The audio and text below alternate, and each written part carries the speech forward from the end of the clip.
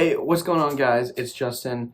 I am live reacting here to the college football playoff selection show. The rankings are about to come out. At least the show has just started. I have the screen above me here. Show has just started at noon Eastern time for me.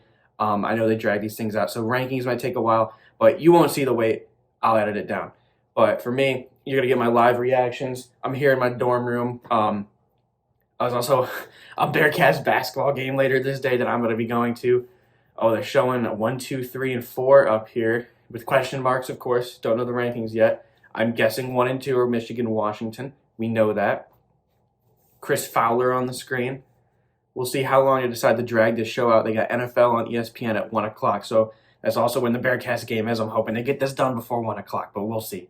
Got my selection show, game day meal, little bacon, cheddar, mac and cheese. You know what I'm saying? It's what you need to be able to watch this committee make probably a dumb decision. That's what the committee does. Showing the committee over there in their headquarters, looking all, they're laughing, they're having fun.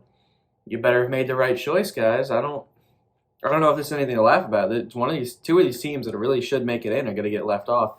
It's going to be interesting to see what they choose. Obviously, I have my opinions and my predictions, but I guarantee they're different from what the committee's going to think. And there's a reason I'm not on the committee, but maybe I should be on the committee. Maybe I should advocate for myself to be on the college football playoff committee. You got Texas and their watch party here. I think they should get in. I really think they should. Showing the Power 5 conference champions on the screen now. Michigan, Washington, Alabama, Texas, and Florida State. Obviously, we know 2 of those are in. Maybe 3. They've never left a Power 5 conference champion off, and Florida State are in the Power 5 conference champion who's undefeated. And Florida State is just that. So we never know. They're just going through highlighting the big teams now. They got a reporter at every one of these teams, the 6 that are most likely to make it. They don't have one at Ohio State or Oregon. They're practically eliminated. They were just presenting, Florida State, obviously on their second and third string quarterbacks. Michigan, second ever Big Ten championship game shutout. Big accomplishments, right? Alabama just beat the 2-time champion, and Texas won the Big 12 for the first time in a long time, and the last time they had the opportunity to do that as they're moving on to the SEC. Playoff teams revealed coming up next. I sure hope so. Got on the screen the factors that they make their selection, the criteria. Conference championships won, strength of schedule and head-to-head competition, comparative outcomes of common opponents, and other relevant factors such as unavailability of key players and coaches that may have affected a team's performance. That's probably specifically put in there for Jim Harbaugh and Jordan Travis, coaches and players that, have impacted these playoff teams' performance. And head-to-head stands out to me because you have something talking there with Texas and Alabama, right? Because that's the main head-to-head you're talking about here, unless they're really considering Ohio State for that head-to-head with Michigan. I love what Booger McFarland just said. You have to combine the eye test with the head-to-head and the resume, right?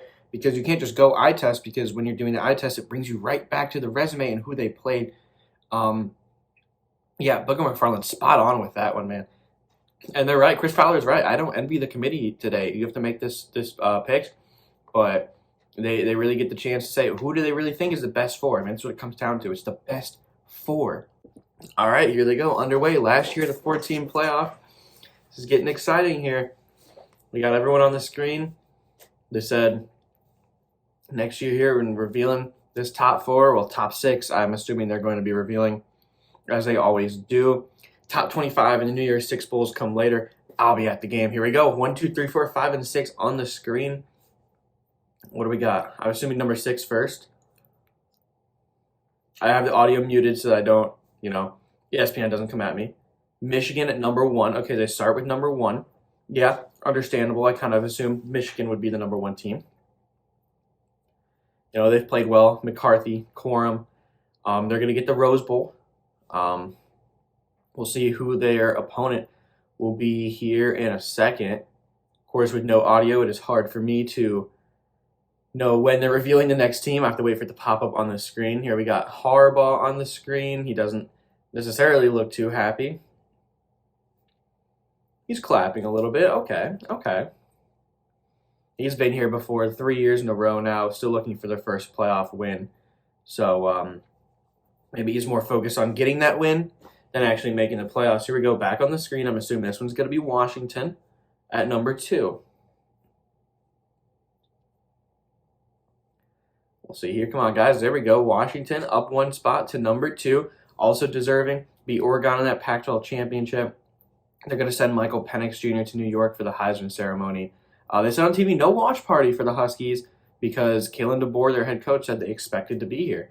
So, I like that. I'm happy with this. Is my top 2, although I would swap them just because I think Washington has a better resume. But this is the top 2. These are the locks. We knew this going in. Now we get to the interesting stuff of seeing 3, 4, 5, and 6, right? I'm assuming they're going to go 6 next. They start with the 1 and 2, and then they're going to go to 6. So it should be interesting. I'm getting all cozy in my chair. It took so long. I finished my mac and cheese already, guys. They really do like to drag this out. I mean, they don't reveal the rest of the top 25 in the New Year's 6 until 2:30 Eastern time, and it is 12:25 right now. I don't have time for that. Texas at number 3. Wow. Okay. Texas is in the college football playoff. I agree with that. I do agree with that. They have the win over Alabama, Big 12 champion. I really like that, man. I'm not a huge Texas guy, but man, I think the committee got that one right there. They're going to be playing Washington, rematch of last year's bowl game. Oh, that is fun. That is really fun. We'll see now what they do at that number 4 spot. It's probably going to be Alabama, I'm thinking, which means Florida State could be left off here. Texas celebrating. Steve Sarkisian was happy. I like to see that for them. I like to see that for them. First time making the college football playoff. Obviously last year in the Big 12. Good for them. Good for them. Great performance in that Big 12 championship game. Now looking here, resume comparison between these final 3, Alabama, Georgia, and Florida State. I mean, the past would say Florida State gets in because they've never left an undefeated Power 5 conference champion out. But they have to take into account that Jordan Travis, and that might lead them to put Alabama in because they're the SEC champion, right? And I don't think they've ever left the SEC champion out either. So one of those two things is going to no longer be true after the next few minutes when they finally put these last 3 teams into their 4, 5, and 6 spots. I'm thinking it probably goes Alabama at the 4, Florida State at the 5, and Georgia at the 6. But for Georgia to fall all the way from 1 to 6 after one game is tough. It's tough. Here we go now. Back up on the screen. I'm assuming number 6 comes up next. Number 6 is Georgia. Yeah. I mean, it's a big fall for one loss, but I think the 2 teams ahead of them deserve. Now, this 4 and 5, this is where it gets interesting. Is it Florida State or is it Alabama? I'm curious to see. This is completely live. I do not know who is in the playoffs. Like I said, the screen is above me here. I'm watching. That's why I'm looking up away from the camera, trying to look at you guys as much as I can. College football playoff selection show. Alabama is in at number 4, moving up 4 spots. So this is the first time they leave out an undefeated Power 5 conference champion. Florida State is not in the playoff. Wow. That's crazy. You knew they either had to leave out the SEC champion or that undefeated Power 5 champion, and they did it. They left off the undefeated Power 5 conference champion. Alabama is in at number 4. Wow. Okay. I can't say I disagree. Do I think that's the 4 best teams? Yeah, I do. I actually think the committee did really well on this. I'm not an Alabama fan, but they've proved me wrong this season. Texas has also played very, very well. I do think this is the 4 best teams. I think the committee got it right. I really do. I think they did a really good job with this. This was probably the toughest year. In their last year, the 4-team playoffs. Next year, we don't have to worry about this. But their last year, the 4-team playoffs, and this is their toughest year, and I think they did a really good job. Obviously, it sucks for Florida State fans being left out after going undefeated, but that Jordan Travis injury and the way the offense has looked is just, committee couldn't overlook it. But, yeah, Michigan at the 1, Washington at the 2, Texas at the 3, Alabama at the 4. Michigan and Alabama at the Rose Bowl is interesting, and then Sugar Bowl is Washington, Texas, rematch of last year bowl game. It's going to be interesting. I will not give predictions now. That will come at a later time, but that is your playoff at the moment. Thank you guys for watching this live reaction. It's cool. First time I've gotten to live react to something like this for you guys. And yeah, be sure to tune in for more.